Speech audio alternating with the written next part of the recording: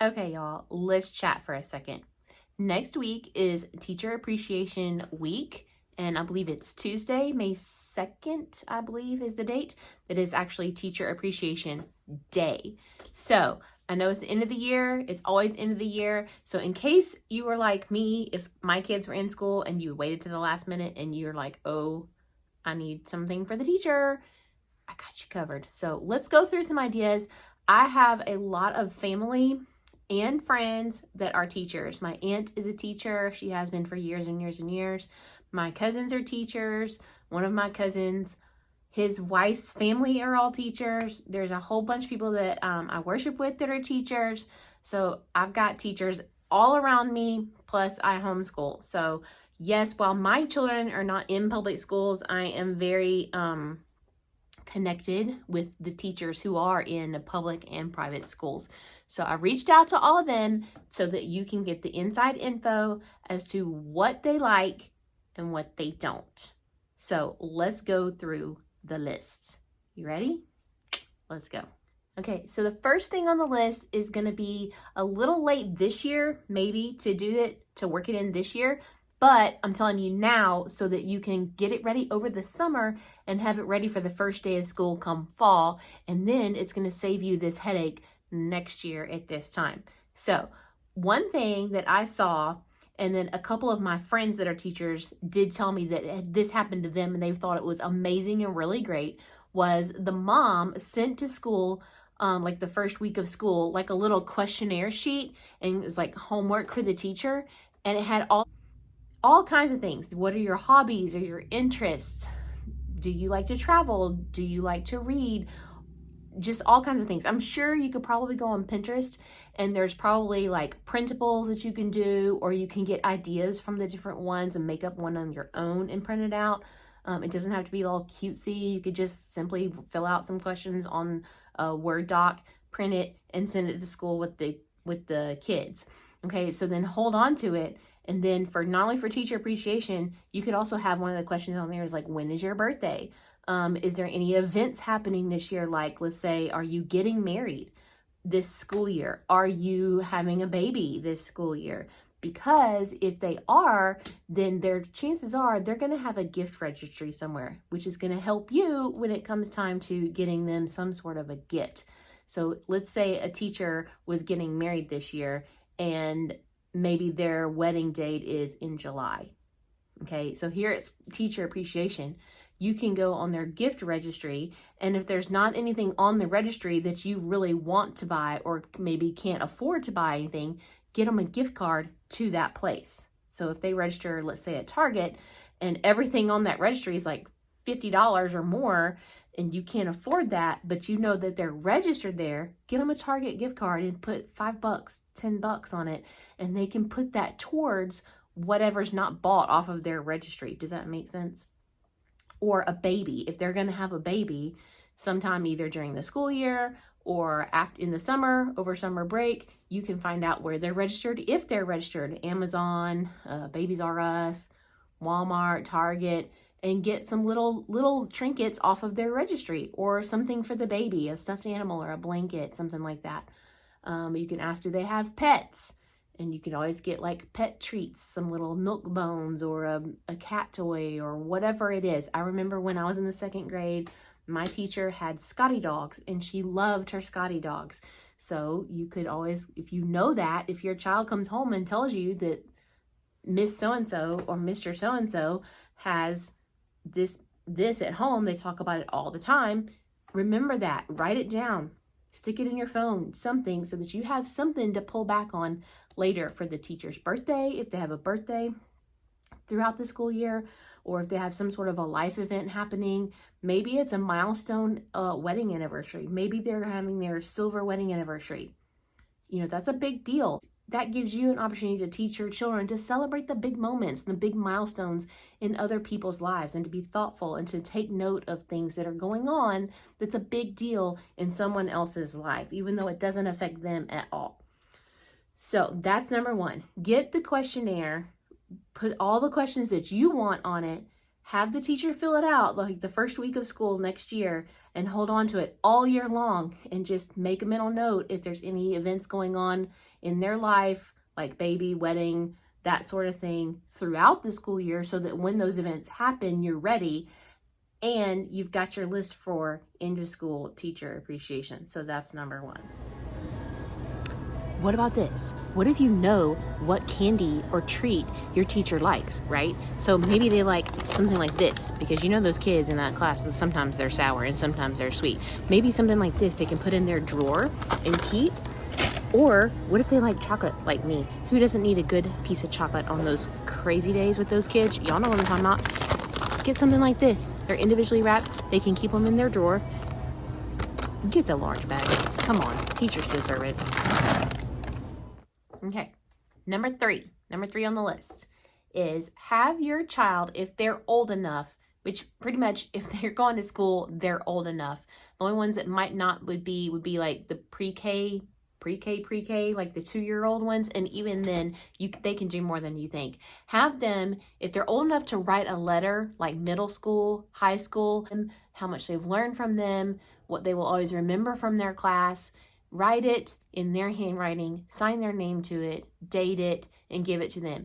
And I know a lot of teachers that receive those keep a box, like a shoe box or a keepsake box of some sort, and they keep all of those sentimental things so that when they're having those really bad days, they go home and they pull that box and they go through those letters and those cards and whatever it is. If it's a 2-year-old that does a handprint with the paint, yes, they do that at school all day, but for somebody to do that for them as a way of saying thank you for making me feel special, making my child feel special, they keep that just like us mamas keep that, and it makes them feel good and it encourages them to keep on going, because guys, teaching is hard.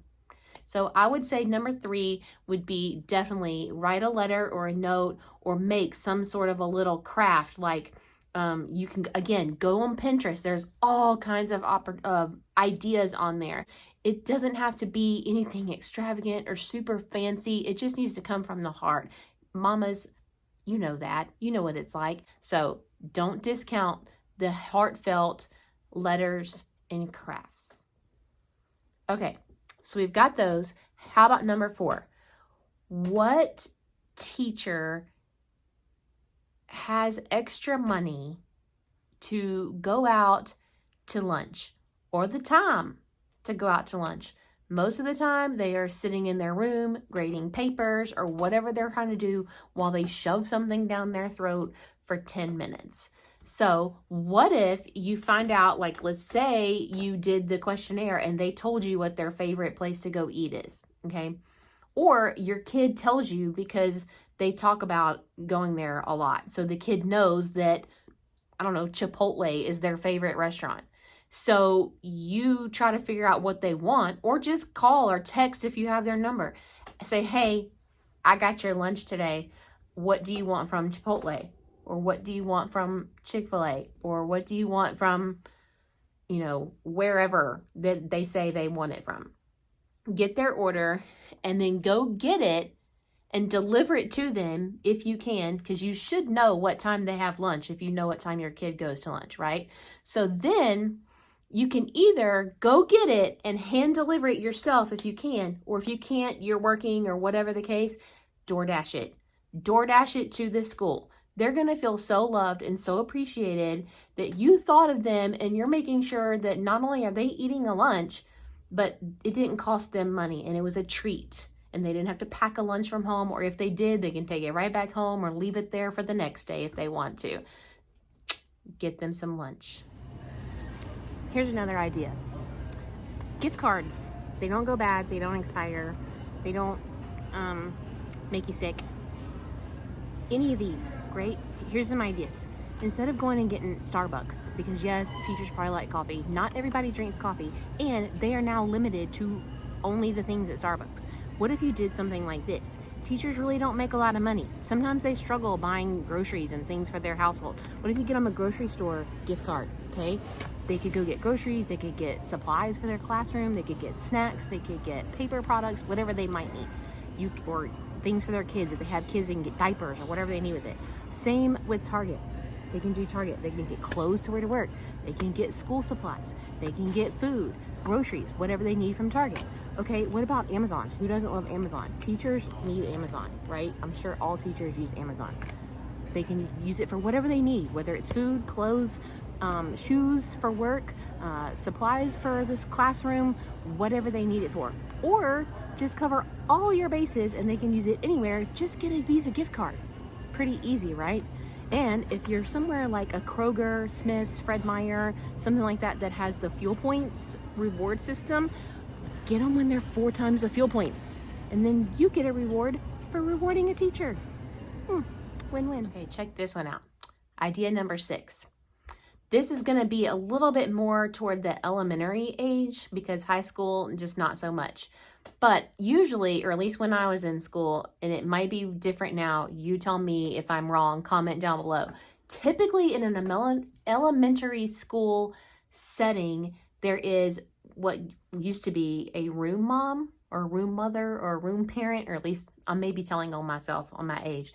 But that's what it was when I was like kindergarten, 1st grade, 2nd grade, around that time. We would have a room mom or a room parent, and that would be there, the one that was kind of overseeing class parties and that sort of a thing. They would help with field trips. If you have such a thing with your child's class setting, what if you get with that room parent, if you're not the room parent yourself, and say, hey, for teacher appreciation, what if we all go in together? You should have a list of all the parents and their contact information, I would think. Get in touch with all of the other parents, because a lot of parents, they want to do something. They feel like they should do something for teacher appreciation. And with the economy like it is, guys, sometimes it's like, do I get the teacher a gift or do we eat? Do I get the teacher a gift or do I put gas in the car? Y'all know how it is. It's not easy. But you want to give the teacher a gift because they deserve it. And teachers are struggling like everybody else. But they may feel like all I can do is like $5 and that's going to look dinky. It's not going to look like very much. So if I'm only can do $5, then I don't want to do anything. But then if I don't do anything, you see what I mean? So if everybody goes in together on one group gift, think about it this way. You could do like a big basket, or they may say, I've got $5. I'll go get a Starbucks gift card to put in the basket as my contribution. Or I'll just give you $5 because that's most convenient for me and y'all can put it towards putting it all together. Or you could do, everybody just hand me cash, whatever you prefer, whether it's $1, $3, $5, $15, $20, whatever each family can afford to do and wants to do, give it all to that one person who's in charge, the one room mother, and they can go and put it on a gift card of some kind.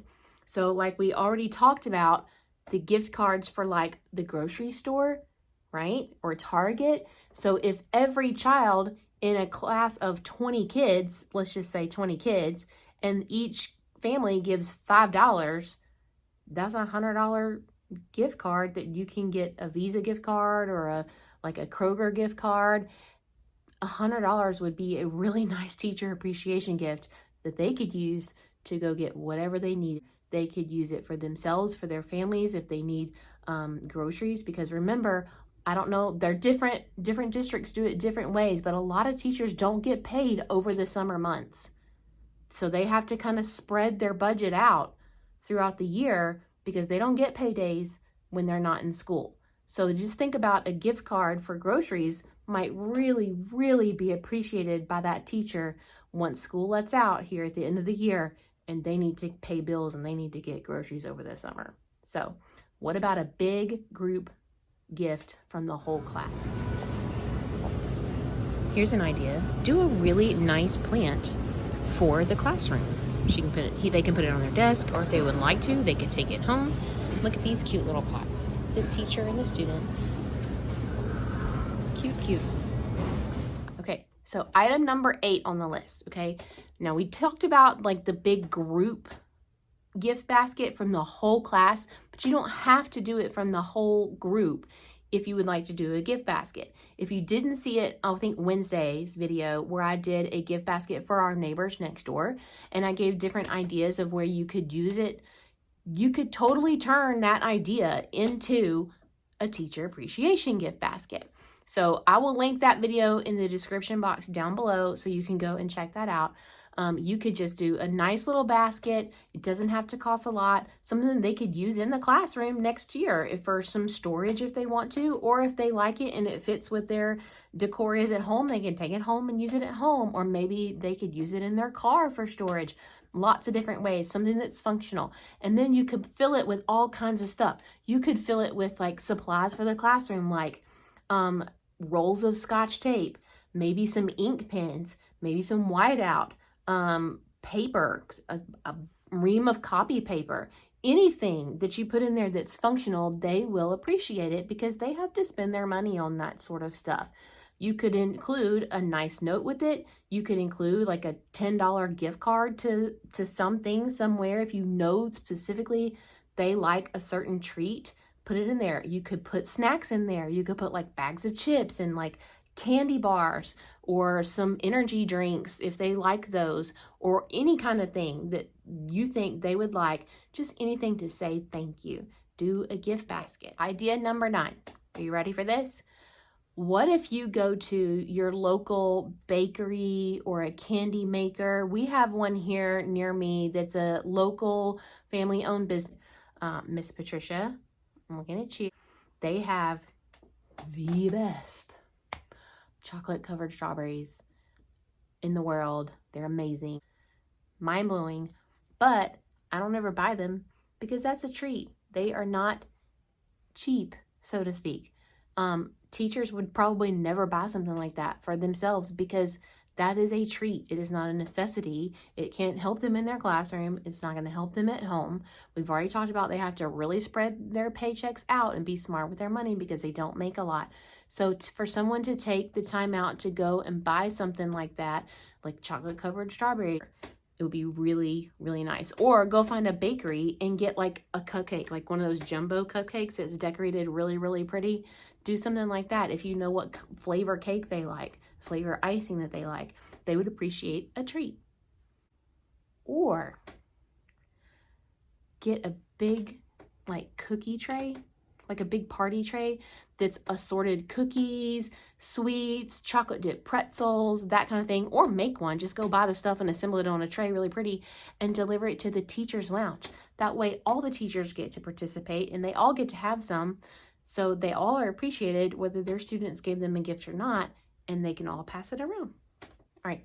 And the last item on the list, number 10, is your time. Give of your time. If you don't have a lot of money, but you do have some time, give of your time. If this means like elementary age, you need to help chaperone some field trips. You need to help plan and execute and clean up the class parties at the end of the year. Field day, if your school does field day at the end of the year, they all need adult help with that. Also, something that would be really nice would be to volunteer your time to go in there at the end of the year when the teachers have to pack up their rooms and take everything off the walls and pack it all in crates and load their car with everything. They have to clean up their room. If they put something like a shelf in there, they've got to take it out. Curtains, they got to take them out. Plants, everything else. Everything's got to go at the end of the year. And they're trying to do it all by themselves, and they want to get out of there just as badly as the children do. It would be really nice if you could donate your time and say, hey, I appreciate all this that you've done. Let me help you. I'm here to help you. What can I do to help? And they would love that. And finally, to wrap it up, all of the teachers that I asked never said that they don't appreciate a gift. Any gift that you give a teacher, they really appreciate it and they feel loved. However, I pressed them because we all know we've all been given gifts, whether we're teachers or whether we're not, that we think, what am I going to do with this? I feel bad getting rid of it, but I can't use it. What do I do? So for that answer, here are 5, please don't give me that, items, just to save you some time, some effort, and a waste of your money. So Number one on that list is going to be knickknacks. One teacher said, please don't give me any more knickknacks that just sit around and collect dust. Chances are they don't match the decor at my home, and my classroom can only hold so much stuff. So what do they do with it? So big ol' no on the knickknacks that sit around collecting dust. These kind of things, that's going to be a no. No coffee mugs and no apple. Just stay away. While the sentiment is nice, don't do these. What are they going to do with it? Are they going to take it home? Are they just going to leave it in the classroom? I'm sure they are the best teacher, but for $4, I'm sure they'd rather have a gift card or a snack or some candy. Alright guys, that's all I've got. I hope that was helpful. I hope you can find a couple of items or a couple of ideas that you can go, oh yeah, I'm gonna do that. Or maybe the questionnaire thing is great idea for you, and you plan to implement it next year. That's awesome. If you do that, comment down below. Leave a list of the questions that you're going to include on your questionnaire so that other people can get some ideas too. All of us are in it together. We all need to help. We all need to appreciate our teachers. They do so much for the community for very little appreciation, very little pay, and they have to put up with a lot, guys. So let's show them our love. Let's show them our appreciation, and we will see y'all in the next video. Bye.